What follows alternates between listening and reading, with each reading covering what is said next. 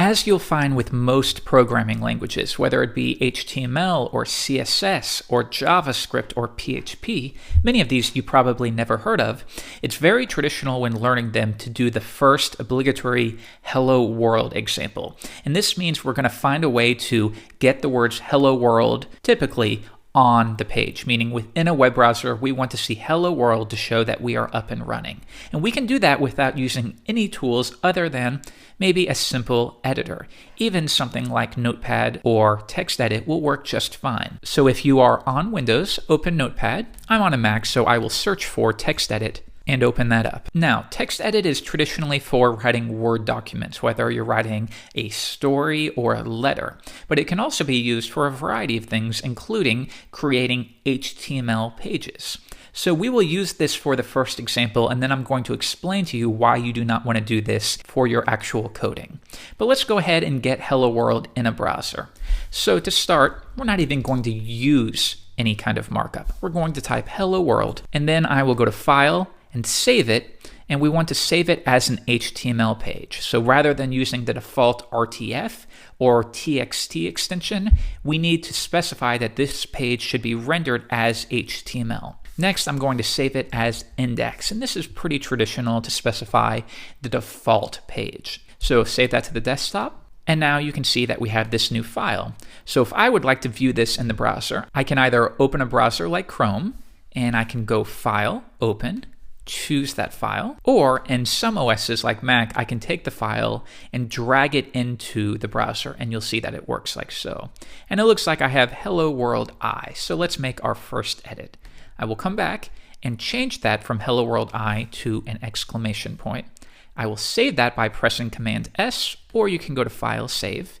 And if we refresh, we've made our first edit. Now, notice we haven't added any true HTML here. We've just added some words, but nonetheless, it's still showing up in the browser. How is that? And that's because even though it's not HTML, the browser will make some assumptions. And when you have Hello World, it's smart enough to know that you simply want to display text on the page. That said, this is something you will never ever do in your projects. You want to use structured markup using HTML. So let's do it the right way. The very first step is we need to specify a doc type. Now, I don't want this to confuse you. I will go ahead and add it, doc type HTML. Now, what this does is it instructs the browser what version of the markup language is currently being used. Now, if this looks confusing to you, you'll be surprised that years ago it was a long string because we had very different versions, whether the strict version or a more flexible version. Now, I don't want you to worry about this too much. Just know it's a way to instruct the browser as to the version of the markup language you're using. Don't let that confuse you, though. Next, let's bring up the text just a bit. So I will bring that up to 18, like so. Next, we need to specify where our HTML is. And we can create HTML tags by doing it like so. Now, note that we have this opening bracket or a less than sign, and then we have the name of the tag, and then we close it out. So if we just had it like this, we could add some text. But the problem is the browser will not know when you are finished with this particular tag. So it will assume for as long as the document is, this text will be within the HTML element or tag. You can use those interchangeably. So we should specify when we are finished with a tag. And we can do that by typing the same thing again, but the only difference being before the actual name, you do a /, and that way we designate that we are closing that tag off. So now I'm going to remove this because you don't traditionally put text within an HTML tag. The next step is we need to provide a couple details about the page itself.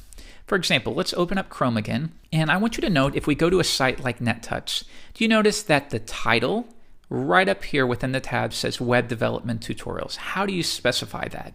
And that can be done within the head section of a page. So let's do that now. I'm going to create head, and now we are going to specify what the title of our page is. So I'm going to hit tab a couple times, and we use, as you might expect, a title element. And I will say my first website. Next, remember, if we simply hit enter and start typing again, the browser is going to assume that all of this is part of the title element, but it's not. So we need to make sure that we close this off so the browser understands that only this text should be part of the title. Next, we should specify the character type. And again, I don't want this to confuse you. So I will go ahead and add this in. And this is, again, another way to instruct the browser how to render specific characters because it will be different from country to country. Now, I want you to know this looks a little bit different. How come we have this / at the end? Well, let's dissect this. First, just like title, we have a meta element or tag.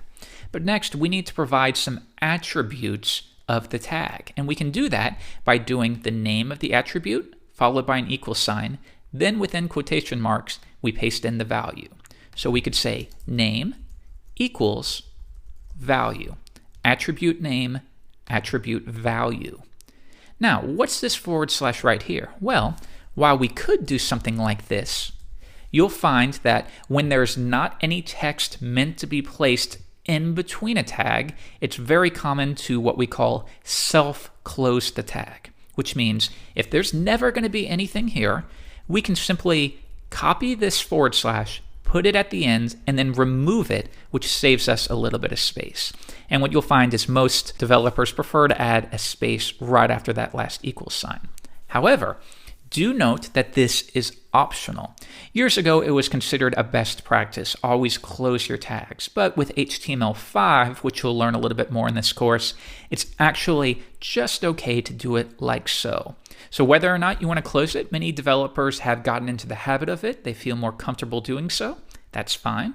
But if you'd like to leave it off, that's fine too. There's no right or wrong in this example. So now we have an element with an attribute name of charset or carset, and the value is UTF-8. And again, I don't want you to worry about this right now. It'll just make sure that your symbols are rendered correctly. So now we're done with the head section, but remember, we have to close that off. So I will do / head.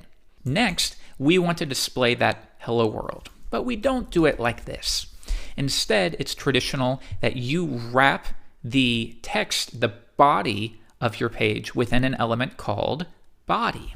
So I will type that now. And once again, I have to specify the end of the body of my page. So right at the bottom, I will close that out like so. So let's save that. I'm going to go to File, Save. And now let's reload the page. So this time, because the browser is open, I can take the file and simply drag it in like so. Now we'll see that strangely it seems that our tag names are being displayed on the page in the same way that Hello World was, but certainly with the page we don't want to see these tag names. And that's because within TextEdit it's still being treated as actual text, actual formatted text. So I will go to Format, Make Plain Text, and then I will go to File, Save a Version, and notice how it's defaulted to TXT. So let's come back and change that to HTML and try to view it in the browser, and now you can see that has changed.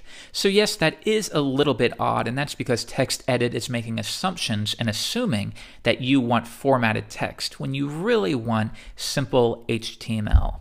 So now you see only what was contained within the body element. If you'd like to get to the markup that we created, we can go to View, Developer, View Source. Now note within each browser this will be slightly different, but you should be able to find it if you hunt around the menu bar. And now if I load the source, you can see this is exactly what we typed. We specified the doc type, which tells the browser what version it is. We've specified where our HTML is. Next, we've specified the head section. Now I want you to note if we come back, it says My First Website, and that's coming specifically from the title element. Next, we specify the meta charset. Don't worry about that too much right now. And then we add our first hello world, which is displayed on the page. And this is good formatting. This is the formatting that a pro would use. It's nice, clean. We're following best practices. So good job. Pat yourself on the back. You've just built your first web page. Doesn't do much just yet, but you'll get there. So in the next lesson, I'm going to start showing you how to format this text.